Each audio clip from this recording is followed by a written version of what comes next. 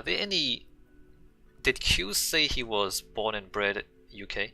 Wesley says, I have to say though, I think we as Belgians do adopt mostly to other countries. Yeah, but that's because like Belgium is literally a small country in the middle of three ginormous powers. France, Germany, and the UK are like three world powers basically, and you're Belgium, you're like in the middle of them. So, in order to survive in that position, like we travel and try to speak the language of the country but not the other. Yeah, exactly. Like because you're the small guy, you have to adapt to the big guys. But that also positions you in an advantage when you have to adapt, right?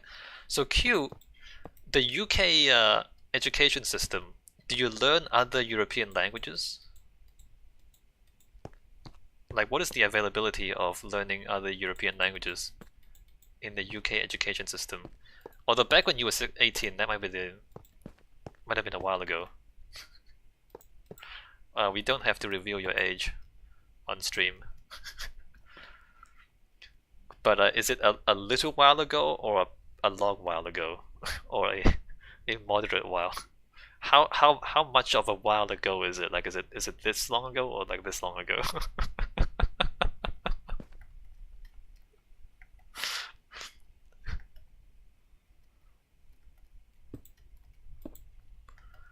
French up to age 14. They're not at all after. This was in the 80s. It's not too bad. I mean, French, although, I mean, the French economy is not doing that great. So, Q was talking about how they learn French, English. Hold on, let me just look again. Dutch, French, English, and then also optionally German and Spanish, which probably you should learn German and Spanish as well. Q says we specialize education down to 3 courses at 15 onwards. Wait, only 3 courses? So if you choose science, no languages after 15. Only 3 courses?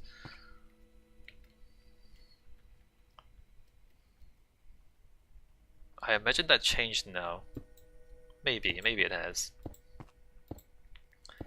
But we're considering like how to better integrate Europe as a whole. And I think like language education is one of the big ones. 2, 3, 4, 5. Wesley says I did some German, not Spanish yet, but my aunt and uncle live in Spain, so that helps. Yeah, good. I mean, you are well integrated, Wesley. Q says, yeah, I did physics, chem, and math from 15 to graduation, then at uni as well.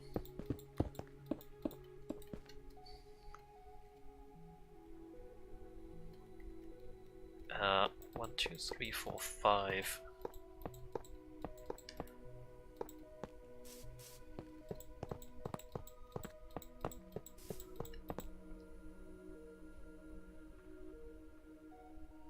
I mean, I'm just imagining now, like, where would the jobs be for you, Q, if you were still there?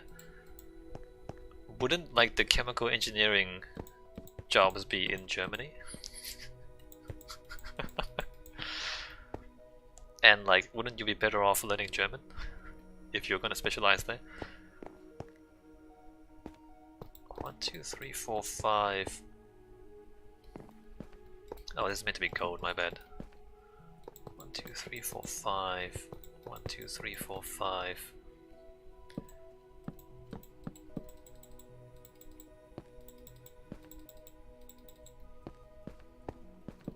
2, 3, 4, 5.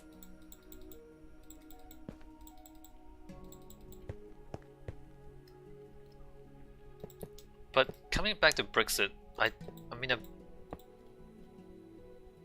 I'm pretty sure it's obvious that Brexit didn't really address the problem. Q said I was math, so if I stayed I would be either in Ministry of Defense still, you got a scholarship there, or in finance. Hey, finance is fine. Yeah, finance is fine for the UK.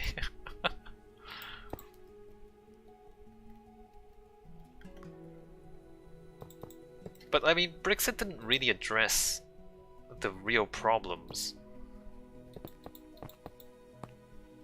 which is, I mean, the real problem is like why do some people not benefit? Why did some people not benefit from European integration? And how do we allow those people to benefit from European integration? I mean, just Brexiting seems a little bit childish, to be honest. Whereas the real question is like, how do we share those benefits with more people?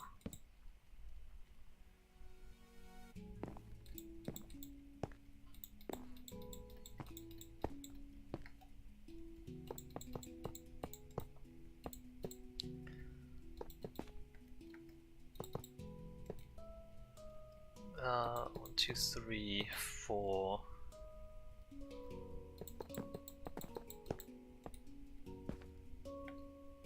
This one went to here, was that right?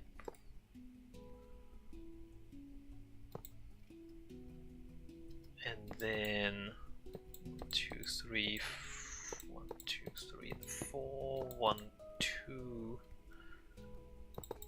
and down to there, was that right? And then this 2 and 1.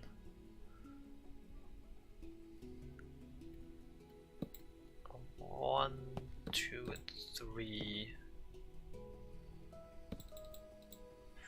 4, 2, maximum, maximum, maximum, maximum, maximum. Q says, since 2014 it has been compulsory for primary school children to be taught at least one language. And in 2004 it was no longer compulsory for secondary school pupils to have to study a foreign language at GCSE level. GCSE 14 I was talking about for me, so they could have reduced it since you were there. Wait a minute.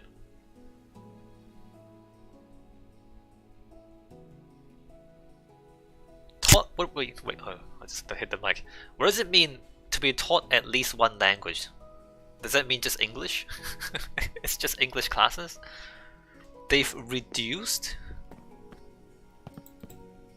the amount of European languages they teach in the UK schools?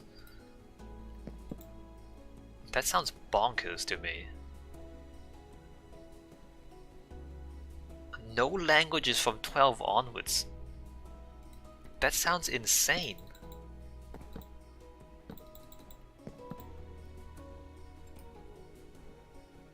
I mean, that would explain why they would Brexit. Wait, why? Unbelievable. Also, I don't remember if I built this right in the last station.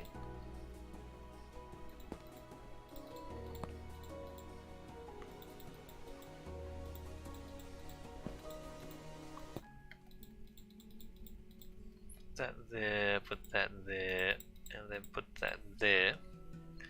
At least compulsory. Maybe most schools still teach one. Yeah, I mean, if they're smart, they would like just voluntarily learn languages. 3-3. Oh, that's 5-3. My bad. 5-3. Whatever that is. I think this is like 3-2. Oh, is that 3-3? Oh, it is 3-3. 2-1. Alright, good.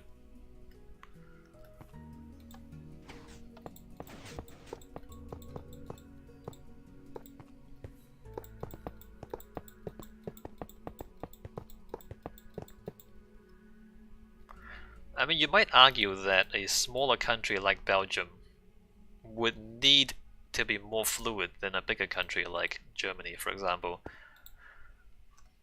Just because there's like more jobs in Germany. I don't know that. I'm not sure that argument is good enough. Like, a larger economy has more jobs of each economic level or each industry or whatever you want to call it. Just a wider variety of jobs. But at the same time,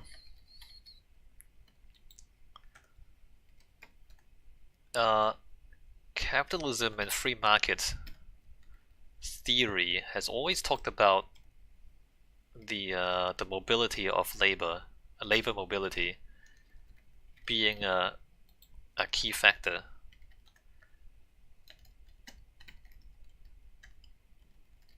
Like, in order for your economy to be able to adapt to changes, the workers need to be able to switch to different jobs easily.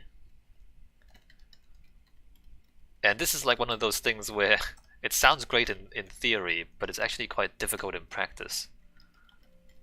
Because, like, alright, you have a bunch of farmers, but your industry is computer science now.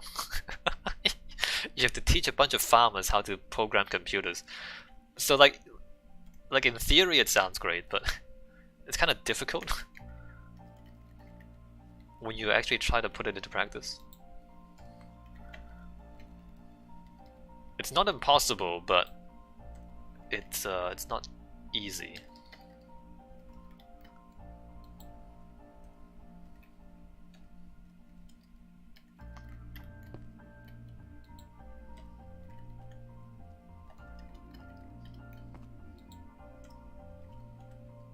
For deep wood,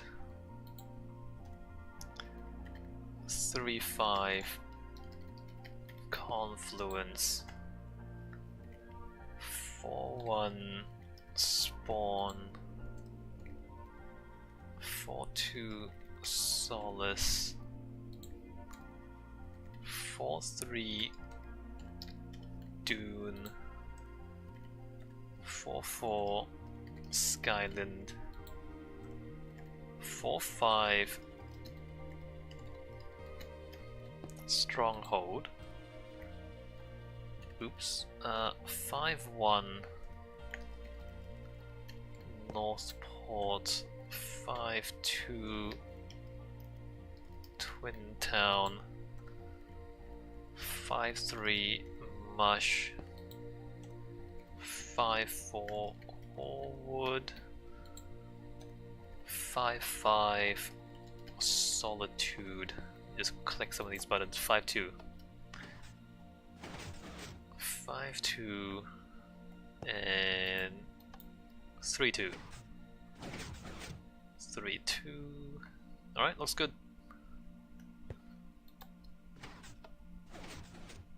All right, so that's the third one. Let's continue over here.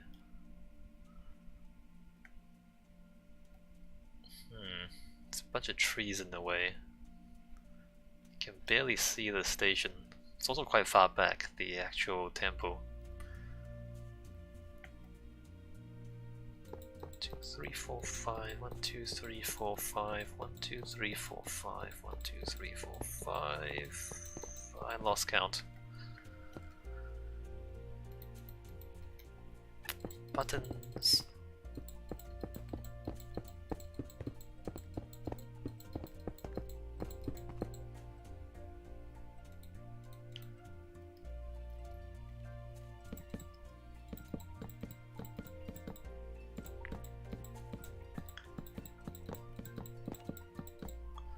Like, imagine things like a European job exchange.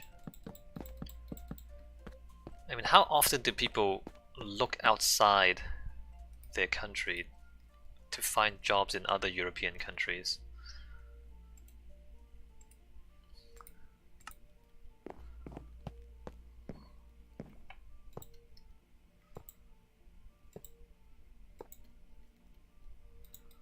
Three, four, five. 1, 2, 3, 4, 5.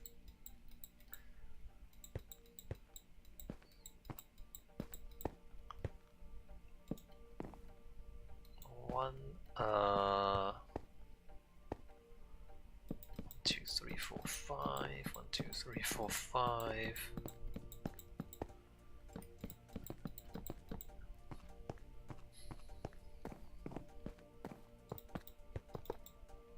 1, 2, 3, and 4.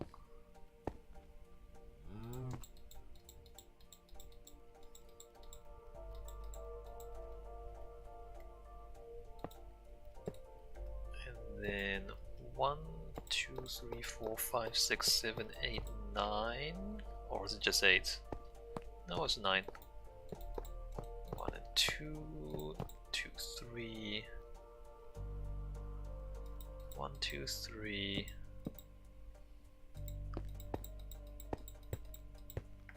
And then down to here.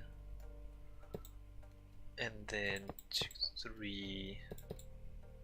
1, 2, 3, 4, and 5.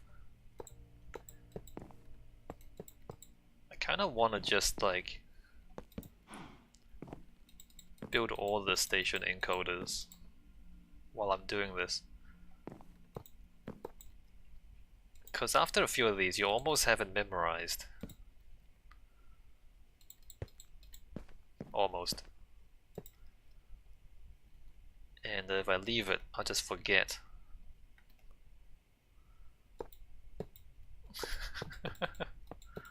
Maybe. Let's see.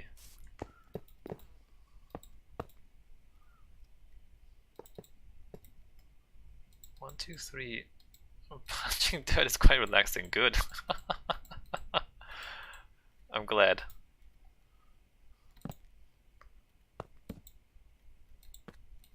Two, three, four.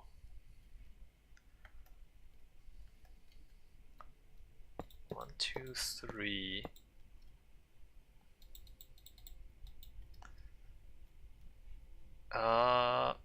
Is that the whole thing? I think it is.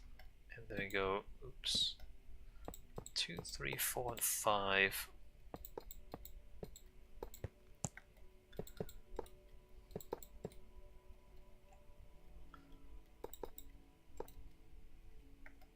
Two, 3, 4, 5. And one of the problems with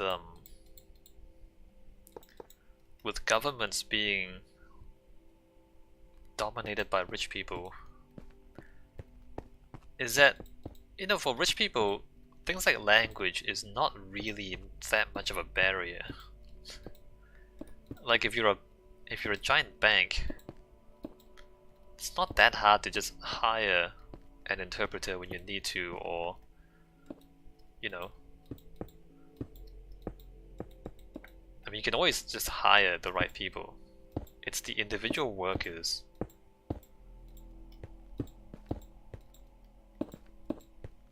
that have trouble adapting.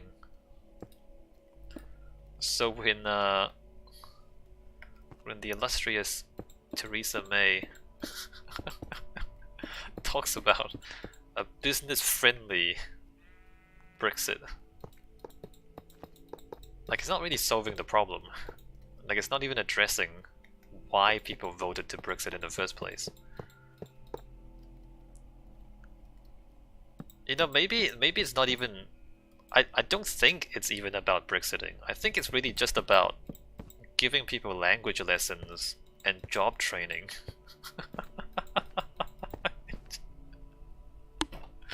I literally think that's all it is. It's like, okay, how about we find you a job in Eastern Europe to work in a factory? I mean, sure, some people won't want to leave, but you know, if there's jobs, right?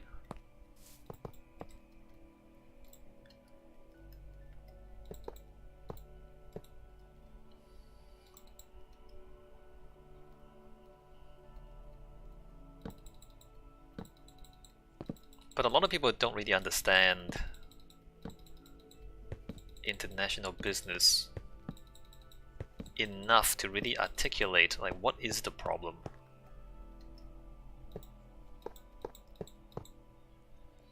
A lot of Eastern Europeans have come more Western for jobs over the last years. Yeah. I mean, there's more money in Western Europe, sure. But it also means there's cheap labor in Eastern European countries. Just wherever the jobs are, right?